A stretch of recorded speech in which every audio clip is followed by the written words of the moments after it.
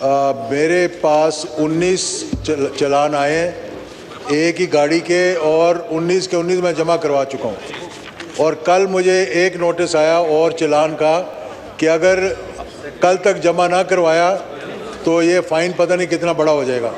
तो ये बड़ा अच्छा हुआ कि आज इशू ये यहाँ पर उठा है, और मुझे उम्मीद है कि मिनिस्टर साहब इसको सीरियसली लेंगे और इस पर कोई देखा जाए। और दूसरी बात ये कि ऑनलाइन चलान जमा करवाने वाला तरीका ख़त्म करके अगर कोई विंडो ऑपरेशन कर दें तो पता लगे कि लोगों को कि हम पुलिस को ही जमा करवा रहे हैं, ना कि हम किसी फ्रॉड में उसका हिस्सा बन रहे हैं।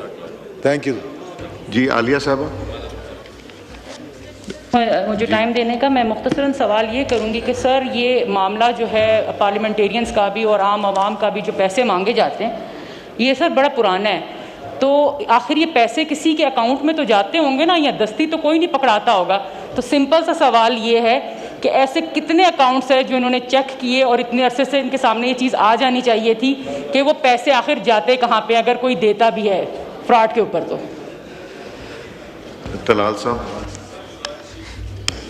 सर गुजारिश ये है कि पार्लियामेंट्री सेक्रेटरी नहीं कर सकते सर, बिल्कुल अकाउंट में जाते हैं सर, अकाउंट का जिसमें जाते हैं वो भी लायबल है सर। हम इसमें स्टेट बैंक भी हमने इन्वॉल्व किया हुआ है सर। यहाँ रेंटे अकाउंट चल रहा है, लोग अपना अकाउंट खुलवाते हैं, अपना अकाउंट इस तरह के जो क्रिमिनल्स हैं उनको बेचते हैं और उसके वो पर मंथ पैसे वसूल करते हैं। और ये सर पूरे का पूरा इसमें बेशुमार हमने बैंक्स के भी, स्टेट बैंक से भी गुजारिश की है कि अकाउंट ओपनिंग के हवाले से वो बैंक्स को नई इंस्ट्रक्शंस दें, जो कि इस वक्त ये साइबर क्राइम के हवाले से।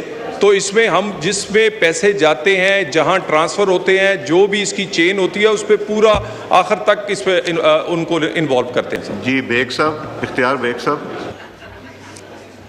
माइक। सर ये आपका बहुत शुक्रिया, आपने बड़ा अलार्मिंग इश्यूज़ पे बहस अलाउ की है। मेरा कहना ये है कि ये जब टेलीफोन कॉल्स आती हैं वो नंबर बाज़ औक़ात उनके अपने भी होते हैं जो उन्होंने गैर कानूनी तौर पे हासिल किए हुए होते हैं।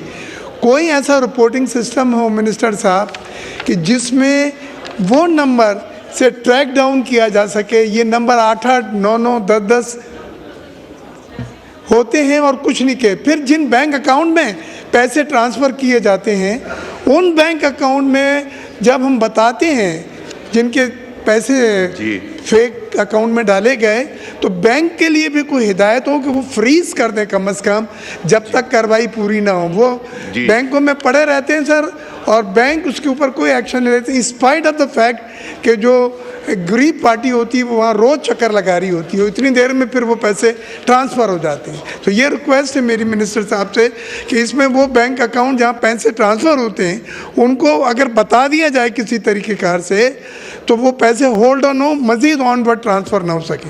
बहुत शुक्रिया जी। तलाल साहब। सर गुजारिश ये है कि जो मोबाइल कंपनीज़ हैं वो सारी, आपको पता है कि ये जो पहला नेशनल एक्शन प्लान था सर, ये उस वक़्त पहली दफ़ा ये उसी पॉइंट्स में से एक 20 पॉइंट में से एक था। तमाम मोबाइल उनको जो थंब वेरिफिकेशन से, बायोमेट्रिक से उसके बाद वो जारी होती हैं। लेकिन सर अनफॉर्चुनेटली क्योंकि ये थंब इम्प्रेशन बनाना और इसको यूज़ करना बड़ा आसान है, अब सब नई इंस्ट्रक्शंस दी गई हैं मोबाइल कंपनीज़ को कि वो अपने सिक्योरिटी फीचर्स इन्हेंस करें, मैकेनिज़्म पर जाएं, वो इस पे इसको इन्हेंस करके सिम्स जारी करने के हवाले से।